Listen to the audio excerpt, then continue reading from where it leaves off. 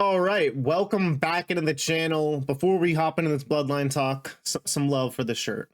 Some love for the shirt in the comment section. Okay, now that the love is out of the way, let's talk about why you guys clicked on this video. Solo Sikoa and his new Bloodline just absolutely destroyed Paul Heyman on SmackDown and made a statement, and in my opinion, became the #1 heel group in the WWE.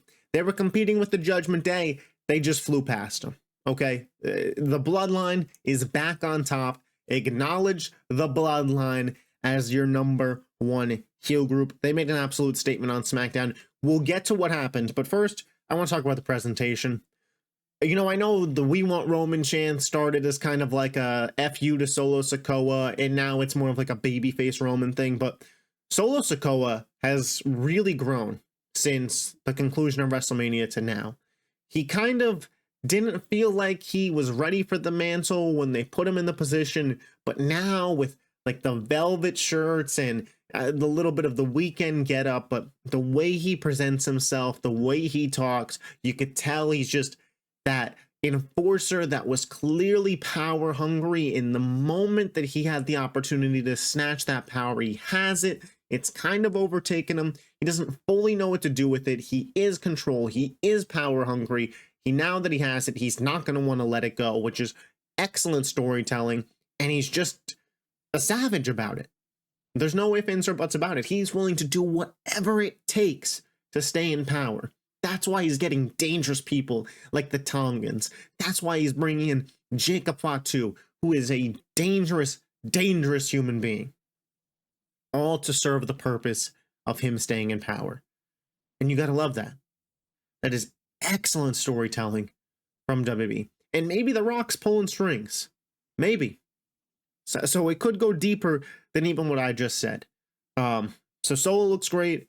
The Tongans, you know, I could see them winning the tag titles in the next year, for sure. I believe DIY is probably going to beat Waller in theory, and maybe we're going to get back together like some version of the Way, and Theory goes for the US title, but another video for another day. But I could see the Tongans beating DIY for those tag titles later this year, for sure. Now, the presentation of Jacob Fatu, the entrance that they gave him with the fire, the flames, the Samoan werewolf, Jacob Fatu. I mean, home run. Home run. How else could you describe it other than a freaking home run? They killed it with this man. He looks like a menace. His work on the mic was crazy. He's an absolute beast. Now let's get into the segment. The Bloodline acknowledgement ceremony. Earlier in the night, Paul Heyman says, hey, you know, after their little fight with Cody, Kevin, and Randy, he says to Solo, he goes, where's Jacob? Where's Jacob Fatu? Solo says to Paul, he's not here. You're my wise man. You said he's too dangerous.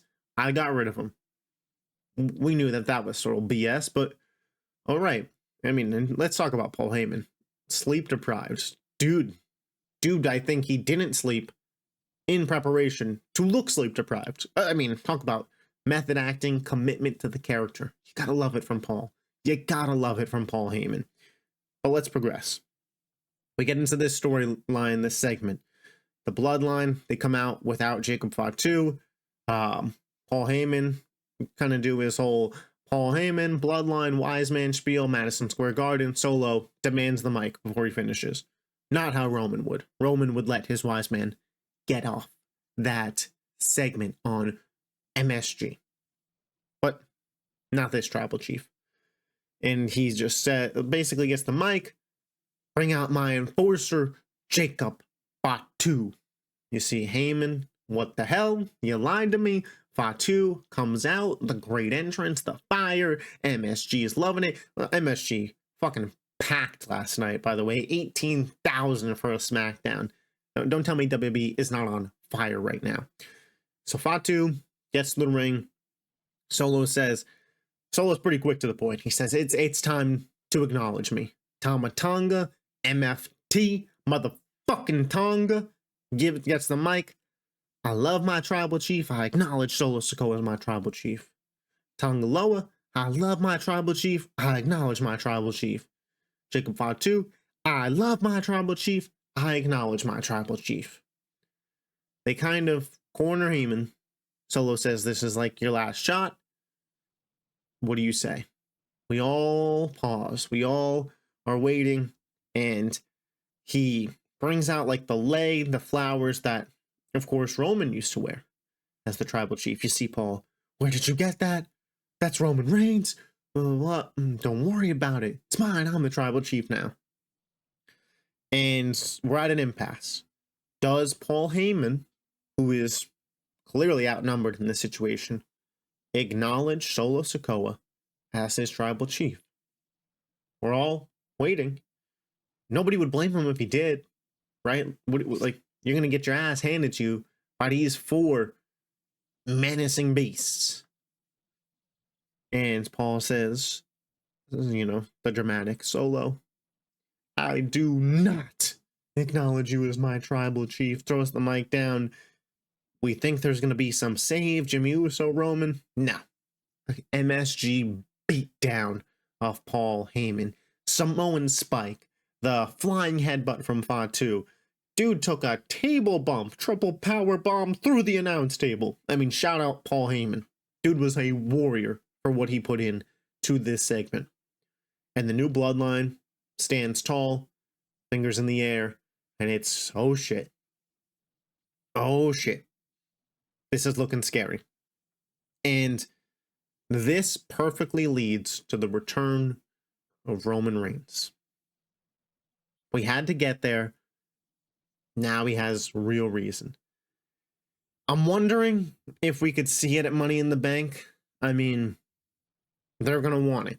The fans are going to want it. When Roman returns, he is going to be the most over babyface in the company. More over than Seth Rollins. More over than Randy Orton. More over than Cody Rhodes. Roman Reigns is going to be back to being the guy. The babyface. The man. And I think you save it for SummerSlam. I think you have Jimmy Uso come back at Money in the Bank and kind of set up maybe a tag match. Maybe you have, now that they're going to be at the same place, this new Bloodline cost Jey Uso the Money in the Bank, and we set up a, Solo versus Cody match at SummerSlam, and the Tongans versus the Usos at SummerSlam. I think that's where we're kind of headed here. And then Roman returns at the end of SummerSlam to take out Solo Sikoa, who has become power hungry, has taken over the Bloodline mantle. Of course, that'll lead us to a Bloodline civil war at Survivor Series War Games, in which I really believe we could be looking at Solo, Fatu, and the Tongans versus Roman Reigns, Jey Uso, Jimmy Uso, and the honorary Uso, Sami Zayn. Which, talk about another pop that could be on the way. And this could all spiral to Roman versus Solo at Mania, but I think the big money match is Roman versus Dwayne. But I love where we're headed with this Bloodline feud. The Bloodline, again, set to be the best story in WWE on WWE television. But let me know your thoughts on everything we saw last night, where you think this is going in the comment section. If you love wrestling, keep it tapped to the channel, hit that sub button. I'll catch you guys next time. Peace.